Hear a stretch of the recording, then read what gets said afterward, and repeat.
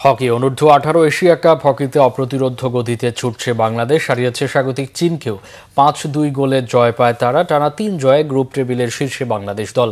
চীনের দাঝুতে পুল এর ম্যাচে প্রথম কোয়ার্টারে 2 গোলে এগিয়ে থাকে লাল সবুজের দল। 7 মিনিটে লিড নেয় ইসমাইলের ফিল্ড গোলে।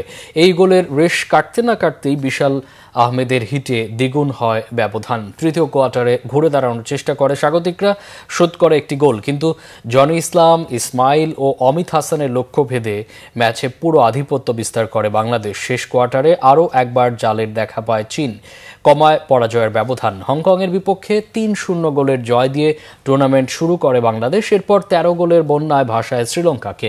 তৃতীয় ম্যাচে চীনকে হারালো 5-2-এ। টানা 3 জয়ে 9 পয়েন্ট নিয়ে গ্রুপের শীর্ষে বাংলাদেশ। পুল এতে চতুর্থ ম্যাচে পাকিস্তানের মুখোমুখি হবে তারা।